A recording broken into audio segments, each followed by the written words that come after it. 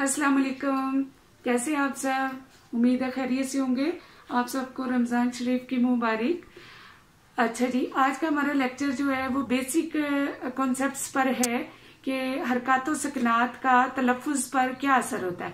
हम जब भी कुछ बोलते हैं तो जो अल्फाज अदा करते हैं उनके ऊपर जो अलामात आती हैं, ज़ेर ज़बर पेश, इस तरह, तो वो किस तरह अदा होती हैं और उनके क्या नाम है। तो चलिए देखते हैं आज के टॉपिक की तरफ। सबसे पहले है ज़बर, और जैसा कि ज़बर के ऊपर भी अलामत ज़बर की लगी हुई है तो इसको फतह कहते हैं। इस ज़बर की अलामत को अरबी में फतह कहते हैं। जिस हर्फ पर आए वो मफ्तू कहलाएगा। मफ्तू होता है जो किसी चीज के अंडर हो, किसी के जेरे असर हो। तो ज़बर के जेरे असर जो लफ्ज होगा वो क्या कहलाएगा? मफ्तू कहलाएगा। मसलन अकबर, बैर, बरतरफ वगैरह। अकबर के अलिफ के ऊपर ज़बर है तो ये वाला जो लफ्ज है ये मफ्तू कहलाएगा और अलामत क्या कहलाएगी? फतह। इसी तरह डर, दाल के ऊपर ज़बर, ये लफ्ज मफ्तू कहलाया।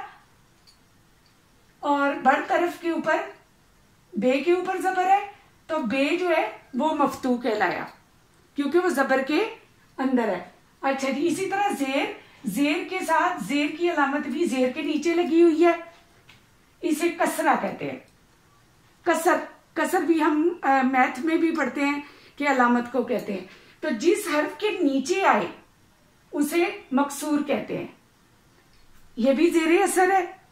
तो मसलन कील, मीर, चील, कील, काफ के नीचे जेर, जिन जिन हरूफ पर आए। ये नहीं कि लफ्ज के अल्फाज के नीचे आ जाए किसी एक के या स्टार्ट में आ जाए जेर तो उसे मकसूरा कहेंगे, बल्कि जिस अगले तीसरे चौथे लफ्ज के नीचे भी जेर आ जाएगी तो वो मकसूर कहलाएगी।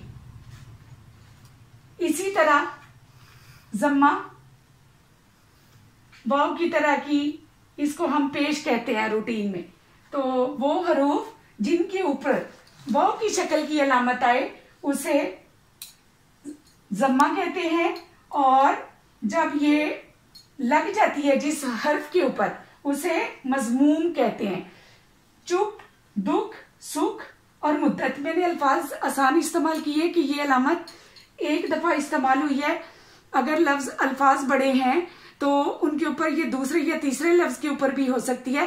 ये जिस नंबर पर भी होगी ये मजमूम, वो हरूफ मजमूम कहलाएंगे। उम्मीद है आप लोगों को ये वीडियो पसंद आई होगी।